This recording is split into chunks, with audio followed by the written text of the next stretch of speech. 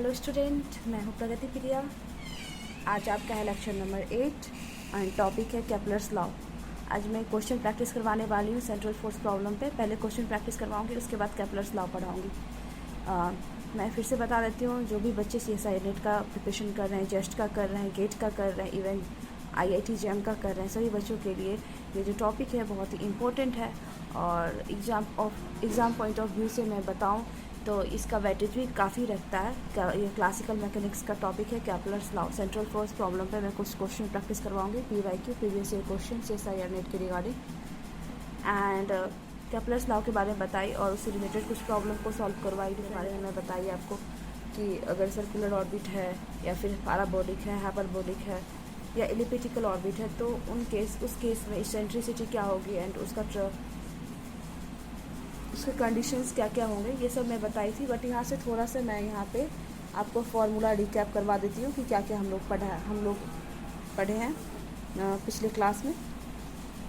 तो पहले हम लोग ने पढ़ा है कि सेंट्रल फोर्स जो होते हैं वो इस फॉर्म के होते हैं, यानी रेडियल अलॉन्ग रेडियल लगता है सेंट्रल फोर्स के r⁴ और r कैप। n का वैल्यू मैं कुछ भी ले सकती हूँ, +-1 +-2 +-3, राइट। और k जो है, अगर k का वैल्यू नेगेटिव होगा दैट मीन्स फोर्स का जो नेचर होगा वो एट्रैक्टिव नेचर का होगा एंड वो एक्ट टुवर्ड द सेंटर होगा। एंड अगर मैं k का वैल्यू पॉजिटिव लेती हूँ तो फोर्स का नेचर रिपल्सिव नेचर का होगा एंड जो फोर्स एक्ट होगा अवे फ्रॉम द सेंटर होगा, राइट। टोटल एनर्जी के बारे में मैंने डिस्कशन किया था। टोटल एनर्जी क्या होता है, E = ½ μr² + L² 2 μr² + B, where ये क्या है, रेडियल काइनेटिक एनर्जी है एंड ये ट्रांसवर्स काइनेटिक एनर्जी है। ये क्या, पोटेंशियल एनर्जी। पोटेंशियल एनर्जी निकालने के लिए भी मैंने आपको बताई थी कि कैसे कैसे मैं पोटेंशियल एनर्जी निकालूंगी। इसका एक फार्मूला होता है। क्या होता है फार्मूला क्या होता है पोटेंशियल एनर्जी निकालने का, माइनस, अब यहाँ पे रेफरेंस मैं यूज़ करूँगी, जो भी रेफरेंस अगर रेसिप्रोकल में दे रखा है R, F जो है R जो है F के रेसिप्रोकल में है तो हम reference infinity to R put करूँगी एंड ये FR रहा एंड DR। अदरवाइज़ मैं क्या करूँगी, पुट यहाँ पे 0 करूँगी अगर रेसिप्रोकल में है R तो F के। ओके, मैंने ये बताया था पोटेंशियल एनर्जी निकालने का फार्मूला, फिर से मैं बता दी।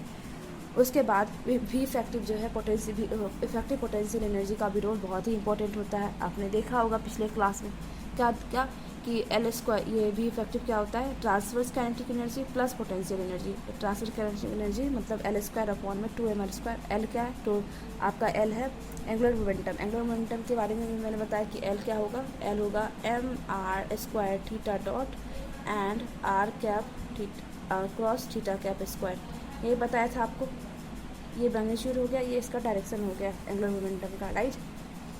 उसके बाद मैं इसेंट्रिसिटी पे आती हूँ। इसेंट्रिसिटी का भी रोल बहुत ही इंपॉर्टेंट प्ले करता है। इसेंट्रिसिटी से मुझे पता चलता है कि ये ऑब्जेक्ट का ट्रेजेक्ट्री कैसी होने वाली है, राइट। वो पैराबोलिक ट्रेजेक्ट्री होने वाली है या फिर एलिप्टिकल होने वाली है या फिर सर्कुलर होने वाली है, तो इससे मुझे पता लगता है इसेंट्रिसिटी से, राइट। इसेंट्रिसिटी निकालने का क्या formula, E = √1 + 2 EL² μk²। E क्या है, total energy, L angular momentum, के some constant and mu reduced mass. Reduced mass के बारे में मैंने डिस्कशन की थी पिछले क्लास में। चलिए आप इस पर कुछ आते हैं रिव्यू, जो मैंने छोटा सा ये बनाया है ओवरऑल इम्पोर्टेंट पॉइंट्स, उसको आप एक बार रिव्यू कर लो। देखो, मैंने पहले पढ़ा था हाँ, K = नेगेटिव के लिए, फोर्स एट्रैक्टिव नेचर का हो तब का ये है, तब के लिए मतलब 4 केसेस हैं, हाइपरबोला, पैराबोला, एलिप्स और सर्कल। हाइपरबोला कब आते हैं, जब इसेंट्रिसिटी > 1 हो, यानी E का वैल्यू मैं अगर पॉजिटिव लूँगी तब इसेंट्रिसिटी क्या होगा, > 1 होगा। इसका कंडीशन क्या है, मतलब रेडियल काइनेटिक एनर्जी जो है एट क्लोजेस्ट डिस्टेंस पे 0 होती है एंड उस जहाँ पे मतलब वो पोटेंशियल, और जहाँ पे भी एनर्जी पोटेंशियल का जो कर्व है, इफेक्टिव पोटेंशियल का जो कर्व है, पाथ है, और एनर्जी लेने के बाद जहाँ कट करती है उस पॉइंट पे जो है E = भी इफेक्टिव होगा, या एट क्लोजेस्ट डिस्टेंस पे भी जो है E भी इफेक्टिव के बराबर होगा, इक्वल होगा, राइट। फिर हम लोग ने पढ़ा था पैराबोला के बारे में, ओके। पैराबोला के बारे में क्या पढ़ा कि अगर इसेंट्रिसिटी = 1 हो एंड E = एनर्जी 0 हो दैन वो जो ट्रेजेक्टरी होगी वो पैराबोलिक होगी एंड इसका रेडियल काइनेटिक एनर्जी होगा 0 होगा एट क्लोजेस्ट डिस्टेंस पे एंड ई भी की इफेक्टिव के बराबर होगा। और उसको उसे जीरो कंसिडर करते हैं कि उस क्लोजेस्ट पॉइंट पे डिस्टेंस पे जो है ई जो है भी इफेक्टिव के बराबर, तो ई की वैल्यू मैंने 0 ली है, तो इसीलिए इसेंट्रिसिटी 1 आया है ना, इसलिए यहाँ पे मैं कंसीडर करूँगी। इलिप्स का अगर देखें तो इलिप्स जो है इसेंट्रिसिटी लेस देन 1 होता है जब हम ई की वैल्यू नेगेटिव लेते हैं, देन तब मुझे इलिप्टिकल ऑर्बिट ट्रेजेक्टरी देखने को मिलती है। एंड इसमें भी अगर आप देखोगे तो रेडियल काइनेटिक एनर्जी 0 होती है एट क्लोजेस्ट डिस्टेंस पे एंड भी इफेक्टिव जो है ई के बराबर होता है। आप सर्कल पे देख लो, सर्कल का भी केस देख लो। ओके, सर्कल के केस में इसेंट्रिसिटी 0 होती है एंड ई जो ई की वैल्यू मैं ये लूँगी तब इसेंट्रिसिटी 0 होगी। ई इक्वल टू माइनस में पे स्क्वायर अपॉन 2l²। यहाँ पे भी एच क्लोजेस्ट डिस्टेंस पे रेडियल काइनेटिक एनर्जी 0 होगी एंड ई भी इफेक्टिव के बराबर होगी। इसमें मैं ये केस भी यूज़ करती हूँ सर्कुलर मोशन में। सर्कुलर अगर ट्रेजेक्टरी है तो डी इफेक्टिव अपॉन में डी भी इफेक्टिव अपॉन डी आर, मतलब फर्स्ट ऑर्डर डेरिवेटिव लेकर 0 लेने के बाद मुझे रेडियस फाइंड पता चल जाता है, रेडियस की वैल्यू आर नॉट निकाल सकते हैं। ओके, अब मैं आती हूँ सम न्यूमेरिकल पे, जो कि प्रीवियस ईयर क्वेश्चन में पूछा गया है। ये क्वेश्चन जो है जून 2013 में आया है CSIR नेट में। देखो क्वेश्चन क्या है स्टूडेंट, कि a planet of mass m and an angular momentum L moves in a circular orbit in a potential this. यहाँ बोल दिया है कि सर्कुलर ऑर्बिट मूव कर रहा है in a potential VR is equal to -k upon में R, where k is constant if it is slightly perturbed radially, the angular frequency of the radial oscillation is। तो angular frequency बोला जा रहा है इसमें निकालने के लिए। इसमें देख लो कि पोटेंशियल एनर्जी पहले से दे रखा है, तो इसमें मुझे पोटेंशियल एनर्जी निकालने की नीड नहीं है। ओके, तो मैं यहाँ पे भी इफेक्टिव ईजिली निकाल लूँगी। Okay, transverse kinetic energy plus potential energy, तो पोटेंशियल एनर्जी यहाँ माइनस में रखा है तो माइनस साइन आ जाएगा। और एंगुलर फ्रीक्वेंसी का ये फॉर्मूला होता है, angular frequency is equal to होता है under root double derivative of V effective with respect to are. And यहाँ पे जो है मैं आर का जो वैल्यू लूँगी आर नॉट लूँगी, जो मतलब कि फर्स्ट डेरिवेटिव में जो वैल्यू निकल के आती है रेडियस की वैल्यू, इसमें यहाँ पुट करूँगी। ओके, अपॉन में एम, लेकिन पॉजिटिव होनी चाहिए ये वैल्यू आर नॉट की। ओके, तो कंडीशन दे रखा है सर्कुलर, तो यहाँ मैं वी इफेक्टिव निकालती हूँ। इसके लिए हम ये फार्मूला यूज कर सकती हूँ आर नॉट की वैल्यू निकालने के लिए, राइट है ना। फिर डबल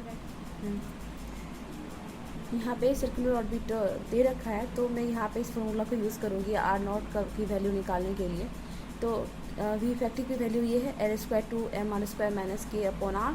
एंड जब इसका मैं फर्स्ट ऑर्डर डेरिवेटिव लूँगी एंड 0 रखूँगी तो आर नॉट की वैल्यू क्या निकल के आती है। देखो, जब इसका फर्स्ट ऑर्डर डेरिवेटिव करूँगी तो ये आएगा -L² m R02 ये ऊपर जाएगा तो डेरिवेटिव में -2 अपॉन R³ आएगा। तो ये जो है मैं यहाँ पे R की वैल्यू आर नॉट पुट कर दी हूँ, और उसके बाद ये जो -2 है 2 कैंसिल आउट हो जाएगा, एक नॉमिनेटर में से डिनोमिनेटर करती। ओके, एंड ये जो है जब इसका डेरिवेटिव करूँगी R⁻⁻1 का, तो क्या आएगा -1 अपॉन R² आएगा। तो माइनस माइनस ये प्लस हो गया k अपॉन R², या आर नॉट ले ली हूँ R की जगह पे। ना जब मैं इसके सिंप्लीफाई करूँगी तो आर नॉट की वैल्यू ये निकल के आएगी L² अपॉन m के, राइट m क्या आएगी निकल के। अब हम लोग का क्या टास्क है, मेन टास्क अब है कि इसका सेकेंड ऑर्डर डेरिवेटिव निकालना विथ रिस्पेक्ट टू आर का। भी इफेक्टिव का सेकेंड ऑर्डर डेरिवेटिव निकालूंगी विथ रिस्पेक्ट टू आर, उसके बाद आर नॉट की वैल्यू पुट करूँगी, राइट। देखो, जब इसका सेकेंड ऑर्डर डेरिवेटिव निकालूंगी भी इफेक्टिव का, तो कुछ ये वाला निकल के आएगा, ये 3L² m आर नॉट पे power 4 -2k r naught cube. Okay, अब क्या करूँ मैं, आर नॉट की वैल्यू पुट करूँगी। आर नॉट की वैल्यू अभी मैंने निकाला, क्या निकल के आई आर नॉट की वैल्यू, आर नॉट की वैल्यू निकल के आई r naught is equal to L² m के, यही वैल्यू निकल के आई। बस मैं यहाँ पुट कर दी 3L² m, यहाँ चूँकि आर नॉट रेसिप्रोकल में इसलिए क्या हो जाएगा टू दी पावर 4 है तो m k to the power 4, और L² है तो 4 करूँगी तो L टू दी पावर 8 हो जाएगा। एंड देन यहाँ पे भी 2k मल्टीप्लाई m k का whole cube L to the power 6। Then जब मैं ये करी तो ये कुछ सिंप्लीफाई करने के बाद तो क्या वैल्यू निकल के आया आप देख सकते हो यहाँ 3m³ के पावर 4, क्योंकि एक m यहाँ से कैंसिल हो जाएगा, एक m तो q बचेगा। एंड यहाँ पे l² है तो एक l 2l जाएगा, 2l जाएगा तो यहाँ 4l बचेगा, 6l बचेगा, l टू द पावर 6। और बाकी 2k टू द पावर 4 के क्यू एंड यहाँ के power 4 m³ l to the power 6। जब पूरा सिंप्लीफाई करूँगी तो k की वैल्यू क्या निकल के आएगी, k is equal to m³ k to the power 4 l to the power 6। ठीक है, अब इसका एंगुलर फ्रीक्वेंसी मैं निकालूंगी तो कैसे निकलेगा, जो फॉर्मूला है omega is equal to under root second order derivative v effective का second order derivative with respect to are, and r की वैल्यू जो है r0 लूँगी जो मैंने निकाली थी l² अपॉन में म्यू के अपॉन ये m मास है। जो ये वैल्यू जब मैं यहाँ पुट करूँगी तो क्या हो जाएगा, ये k की वैल्यू है k, और ये एक तरह से फोर्स कांस्टेंट भी है। Okay, m³ k to the power 4 l to the power 6 upon में m, तो एक m कैंसिल आउट तो m² k to the power 4 and l to the power 6 under root में है, तो यहाँ पे एक m निकल जाएगा k² और l³ तो omega angular frequency equal to mk² l³ निकल के आएगा। अगर मुझे टाइम पीरियड पूछा जाता तो क्या आप कैसे निकालते टाइम पीरियड, तो टाइम पीरियड की क्या फॉर्मूला होती है आप देखो student, t is equal to क्या होता है 2 पाई अपॉन में ओमेगा। अभी ओमेगा इक्वल टू क्या निकाला हमने, क्या निकाला omega equal to mk² l³ upon में mk² अपॉन में l³। देन मैं अब आराम से टाइम पीरियड भी निकाल सकती हूँ। टाइम पीरियड क्या हो जाएगा, टाइम पीरियड हो जाएगा 2 पाई इंटू में l³ mk²। टाइम पीरियड भी निकल के आ गया, बहुत ही ईजीली। ओके, अब मैं आपको नेक्स्ट क्वेश्चन करवाती हूँ।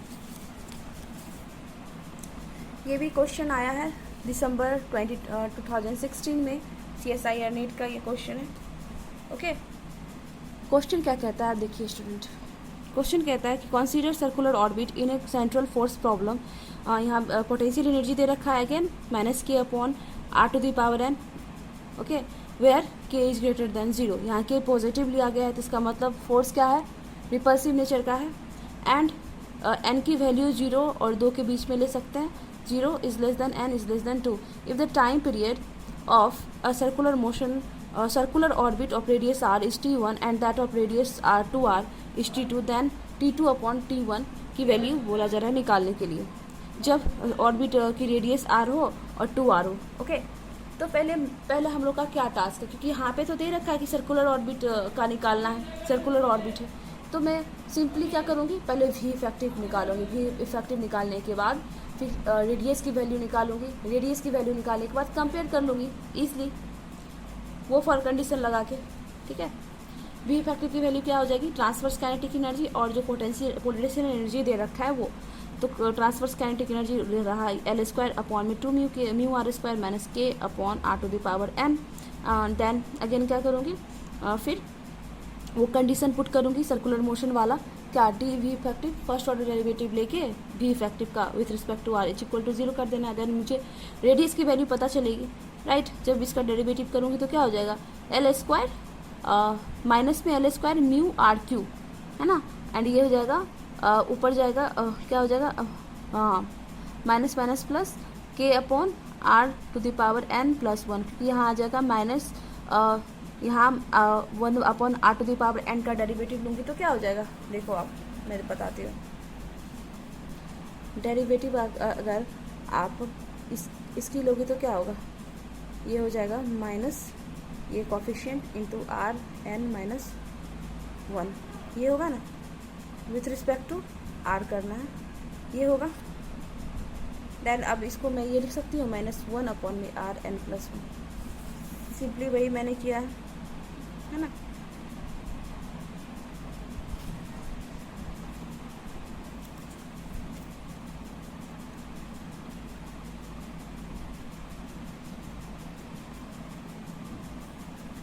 वेट स्टूडेंट, हाँ सो स्टूडेंट जब मैं इसका डेरिवेटिव करूँगी तो -n भी यहाँ पे आएगा, इंटू में आएगा ना, -n इंटू में r to the power n minus 1, n minus n minus 1, मैं इसको इस तरह से भी लिख सकती हूँ। ओके, तो ये ऐसे निकल के आया।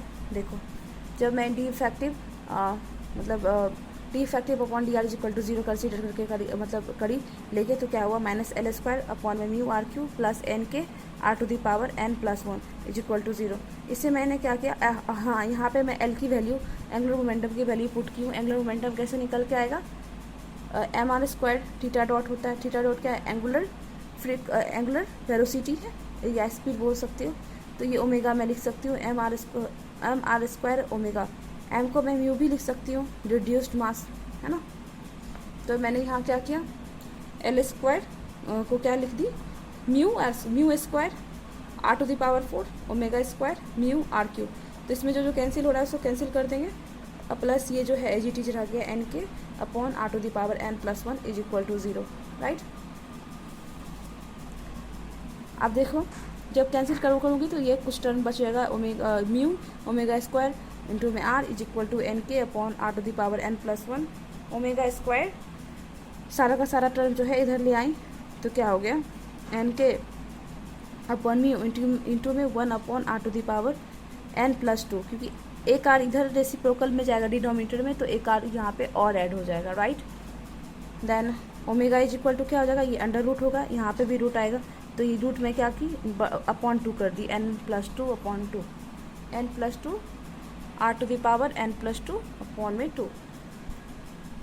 एंड इसका रेसिप्रोकल मैं देखूँ, बाकी ये तो सारे में सेम ही आएंगे, क्योंकि यहाँ पे रेडियस बोला जा रहा है कि अगर रेडियस 2r कर दूँ तो टाइम पीरियड t2 हो जाता है, बाकी का सारा एजीटी रह जाएगा। तो मैं यहाँ रेसिप्रोकल देखती हूँ कि r के रेसिप्रोकल में क्या है, ओमेगा का डायरेक्ट रेसिप्रोकल क्या है, r to the power minus n plus 2 upon में 2, ओके। तो ये ओमेगा पे डायरेक्ट रिलेशन आ गया, r to the power n plus 2 n upon 2 plus 1, okay. तो टाइम पीरियड क्या हो जाएगा, टाइम पीरियड मुझे पता है कि टाइम पीरियड जो है प्रोपोर्शनल होता है 1 अपॉन रेसिप्रोकल ऑफ 1 अपॉन मतलब ओमेगा के 1 बाय ओमेगा हो जाएगा।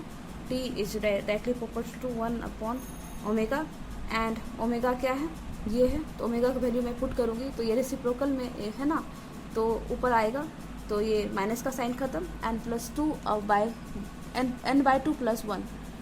अब टाइम पीरियड का डायरेक्ट रिलेशन आर के साथ आ गया, देन मैं करूँगी आर के लिए 2r के लिए, if radius r then time period t1, if radius 2r तो देन टाइम पीरियड t2।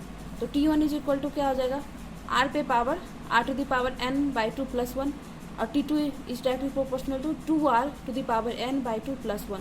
अब मैं क्या करूँगी, इसका रेशियो ले लूँगी, t2 अपॉन t1, t2 क्या आ जाए 2r to the power n by 2 plus 1, r to the power n by 2 plus 1। तो 2 पे पावर n बाई 2 प्लस 1 बचेगा, बाकी का सारा कैंसिल आउट हो जाएगा।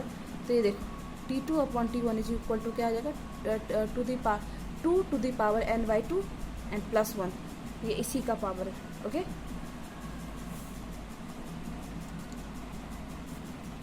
अब मैं स्टूडेंट आपको बताऊंगी केपलर्स लॉ के बारे में। केपलर्स ने 3 लॉ दिए थे, 2-3 लॉ कौन कौन से आप बहुत अच्छे से जानते होंगे इसके बारे में,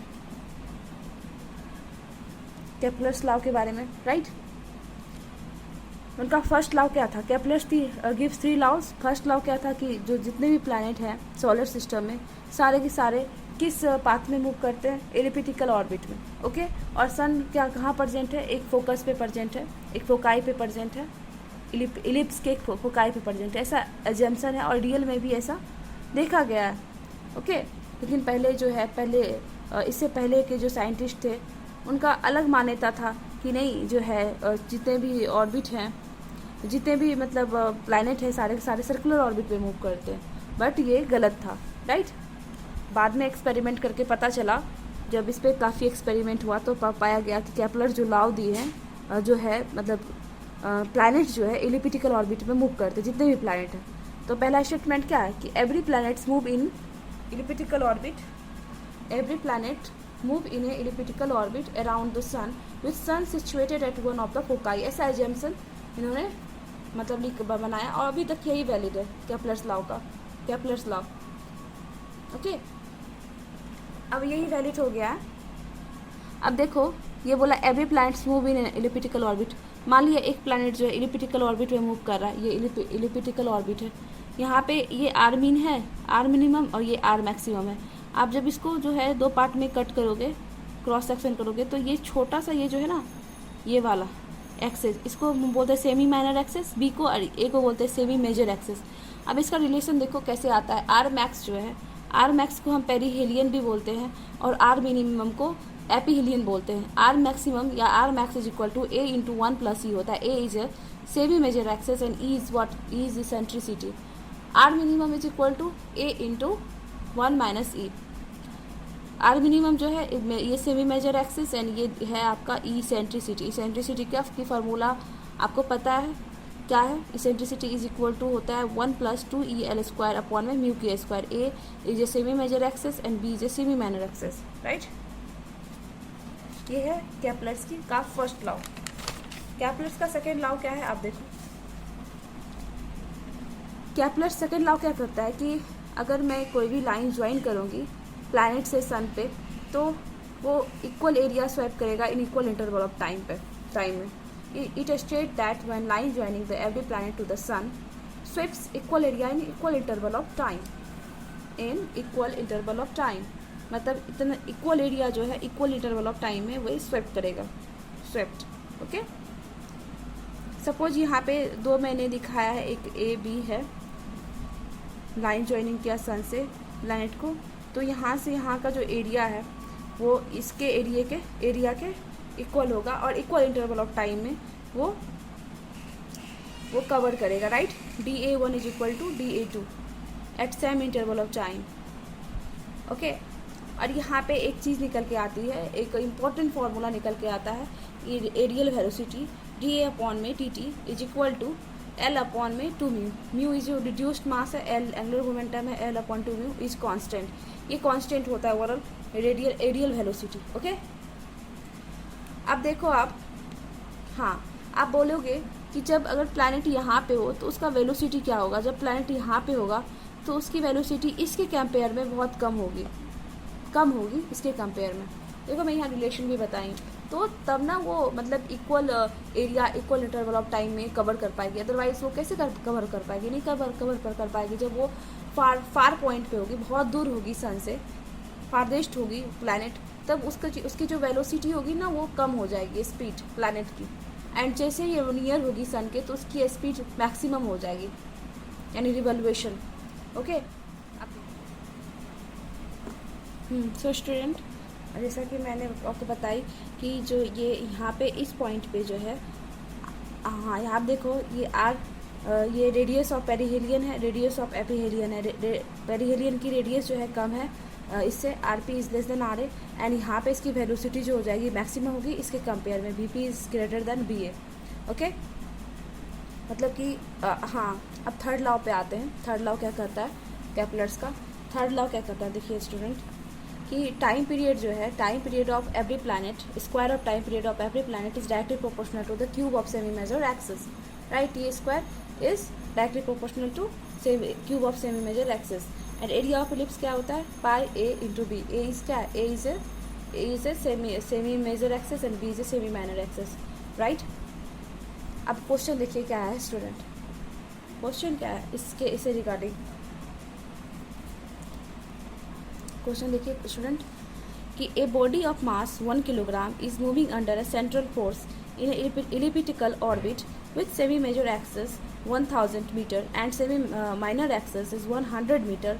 L दे रखा है आपका, L है angular momentum is equal to 100 kilogram metre square पर second. Find time period of motions of the body is what.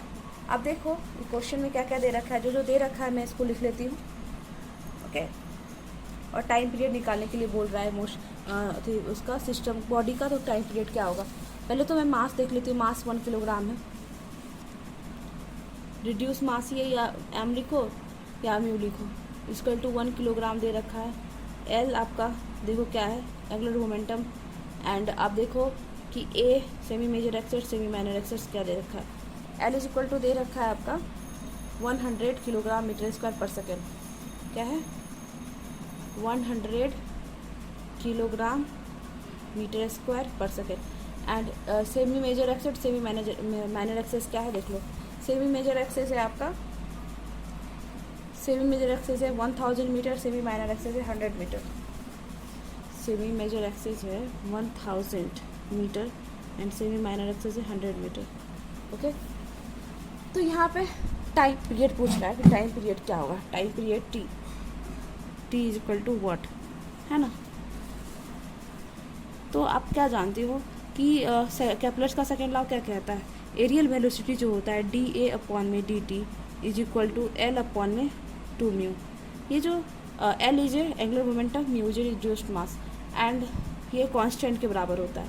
तो मैं यहाँ ये यूज़ करूँगी ए निकालने के लिए, मतलब टाइम पीरियड निकालने के लिए। देखो आप स्टूडेंट, एंड आप ये भी पढ़े हो कि एरिया ऑफ इलिप्स क्या होता है, पाई इंटू से भी मेजर एक्सेस इंटू से भी minor axis a b, right.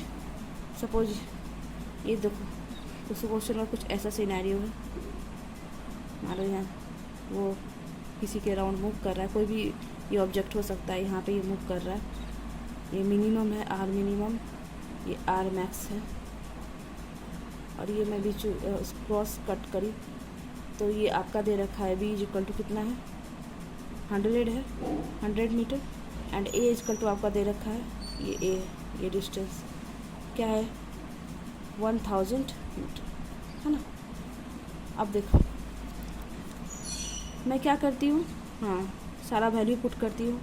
L की वैल्यू क्या है 100, एंड म्यू की वैल्यू कितनी है, म्यू की वैल्यू है आपकी 1 किलोग्राम, ओके।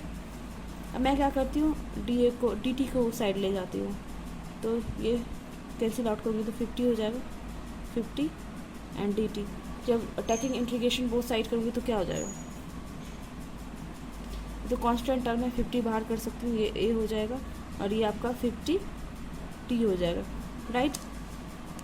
अब मैं क्या करूँगी, यहाँ पे इलिप्स की जो है एरिया मैं यहाँ पे पुट करूँगी। इलिप्स की एरिया क्या है, pi a into b is equal to 50 t, ठीक है। अब यहाँ पे पाई की वैल्यू मैं 3.14 ही कंसिडर करती हूँ, और ए की वैल्यू है सेमी मेजर एक्सिस की 1000 मीटर, एंड सेमी माइनर की 100 metre, right, and is equal to 50 t. T is equal to क्या हो जाएगा 3.14 मल्टीप्लाई 100 अपॉन में 50, ये हो जाएगा। अब देखो 1 0 कैंसिल आउट, 5 से ये 2 बार में जाएगा, और मल्टीप्लाई कर लो कितना होता है, ऐसे तो ये हो जाएगा 3140 मल्टीप्लाई 2, सेकेंड होगा, सेकेंड में ही आएगा ना। अब मल्टीप्लाई कर लो 8 2 6 6280 सेकेंड, टाइम पीरियड इसका टू ये निकल के आया।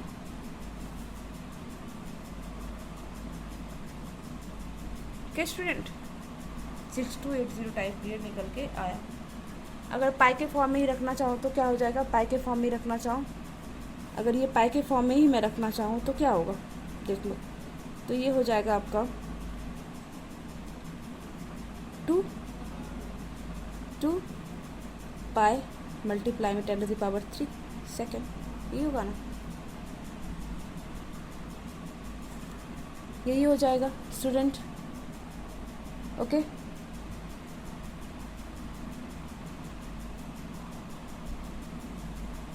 आई होप स्टूडेंट आपको ये वीडियो का लेक्चर काफ़ी अच्छा लगा होगा, समझ में आया होगा। अगर आपको ये वीडियो लेक्चर अच्छा लगा, मतलब समझ में आया और अच्छा लगा, तो लाइक सब्सक्राइब करें, सेशन को ज़रूर लाइक करें, सब्सक्राइब करें, दोस्तों के साथ शेयर करें। और अगर किसी भी प्रकार का आपको डाउट है इस वीडियो लेक्चर के रिगार्डिंग, तो आप ज़रूर कमेंट सेक्शन में पूछें, ओके। और मैं आपको नेक्स्ट क्लास में बताऊंगी ये इक्वेशन ऑफ ऑर्बिट के बारे में, और आपको बताऊंगी मैं एनालिसिस, ये स्टेबिलिटी एनालिसिस क्या होता है, एंड आपको बताऊंगी फेज स्पेस के बारे में, okay. Till then happy and bye bye, take care, thank you.